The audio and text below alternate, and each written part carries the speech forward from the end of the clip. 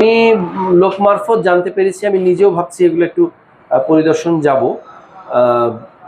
শিক্ষা প্রতিষ্ঠানগুলো দিনের বেলা হলো বইপত্রের ক্লাস হয়, তাই না, যে ক্লাসের যে পড়া। রাতের বেলা শুনলাম ওখানে মাদকের ক্লাস হয় এবং বিভিন্ন শিক্ষা প্রতিষ্ঠানের ছাদে, চিলে কোঠা, এগুলো স্পটে বেশ কিছু এই ধরনের জিনিসপত্র পাওয়া যাচ্ছে। তো এইটার একটা বিহিত হতে হবে ইনশাল্লাহ। এটা আমরা জনগণকে সাথে নিয়ে এবং সংশ্লিষ্ট যারা দায়িত্বশীল আছেন তাদেরকে সাথে নিয়ে এটা আমরা করবো এবং তাদেরকে আমি একটু নোট রাখতে বলবো যে এটা একটু মাঝে মাঝে এই ব্যাপারে, কারণ যারা এটার জন্য দায়িত্বশীল যেই সময় সকালে যারা দায়িত্বশীল তারা সকালের দায়িত্ব পালন করেন, যারা রাতে দায়িত্বশীল এই সমস্ত প্রতিষ্ঠানে তো সরকার থেকে বেতনভুক্ত আছেন, তাই না, স্টাফ আছেন। তো এইটা এবং যারা এটার জন্য কি বলবো, স্টাফ হয়তো রাতে যিনি নৈশ প্রহরী হোক বা যাই হোক, কিন্তু দিনে তো এটার প্রধান আছেন, তার তো সেটা ফলো আপ করার দায়িত্ব, তাই না। তো এই বিষয়গুলো আমাদের মাথায় রাখতে হবে। আইন শৃঙ্খলা কমিটির সভায় সাথে কোনো রকম সমস্যা না হয়, আপনারা অলরেডি ডিটেলস আলাপ করেছেন।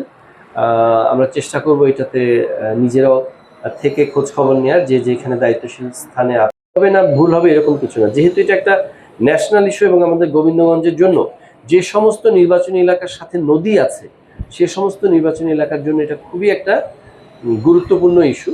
তো তখন ওরা দেন ওরা অন্যান্য সমস্ত কাজকর্ম গুটিয়ে বন্ধের দিন শুক্রবার বিকেলে রাজি হয়ে গেলেন এবং আধা ঘন্টার মধ্যে আমি ওটাতে শেষ করলাম। এবার পরের ইয়েটাতে আসি, এখন পর্যন্ত যথারীতি ঠিক আছে ইনশাল্লাহ। তো ওই সময়টাকে হঠাৎ করে মাথায় আসলে এটাকে কীভাবে কাজে লাগানো যায়। আমরা পরের দিনই আইন শৃঙ্খলা কমিটির সভা, তো অনেকদিনই ভাবছিলাম যে একটা বিষয়, যেরকম কোনো একটা মিটিংয়ে কিন্তু আমাদের কথা হয়েছিল যে মাদক ব্যবসায়ী কারা, বালু উত্তোলনকারী কারা, এই বিষয়গুলো আমরা অন্তত সিলেক্টিভ 5 থেকে 10 জনের নাম যদি আমরা এখানে প্রকাশ করতে পারি, সেটা আমাদের তাদের জন্য একটা অনার বোর্ড করা হবে।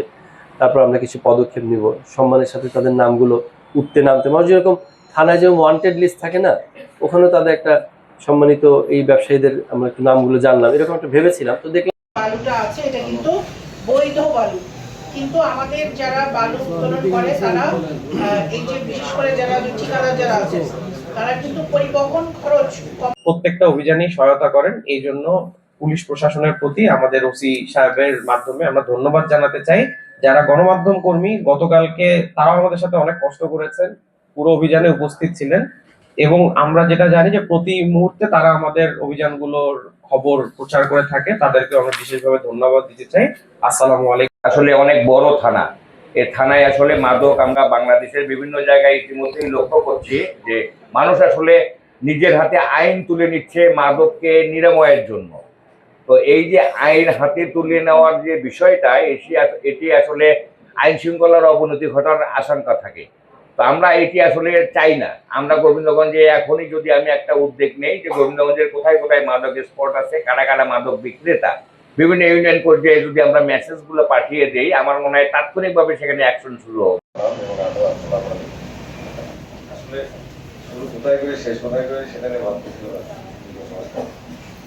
এই কমিটির দ্বারা আমার সদস্য আমি আসলে চেয়ারম্যান উপস্থিত হয়েছেন 32 গাইবান্ধা 4 আসনের মাননীয় সংসদ সদস্য স্যার সহ বিভিন্ন দপ্তরের কর্মকর্তাবৃন্দ, চেয়ারম্যান বৃন্দ, সকল নেতৃবৃন্দ, শিক্ষকবৃন্দ, সাংবাদিকবৃন্দ, সকলকে সালাম, আসসালামু আলাইকুম। অধ্যয়নটি বন্ধু এখন পর্যন্ত আমরা গাইবান্ধায় বন্যার প্রকোপ দেখি নেই এবং খোঁজ পাই। এই 17 বছরে আমার ইউনিয়নে 1 ইঞ্চি জায়গাও পাকা হয়নি ডিউ টু ইউথ। আমার বিএনপি করার কারণে আমার ইউনিয়নে 1 ইঞ্চি জায়গাও পাকা করা হয়নি। আর এই কারণে আমি ইঞ্জিনিয়ার মহোদয়ের কাছে মানে বিরক্ত করি। তুমি এমপি সাহেব, আমাদের নতুন এমপি সাহেব, ওনার আপনি যেহেতু যখন সে তার প্রাপ্য অধিকারটুকু পায় না, তখন এই দায়টা কার? তা আমি আমার এই এমপি মহোদয় এবং আমার এই যে নির্বাহী কর্মকর্তা ইউনুস স্যার এবং এই প্রশাসনের কাছে আমি এটাই দাবি রাখবো যে ওনারা যেন আমাদের এই সামগ্রিক প্রস্তুতি রাখার জন্য কেন্দ্রীয়ভাবে আমাদের নির্দেশনা প্রদান করা হয়েছে। আমি অনুরোধ জানাবো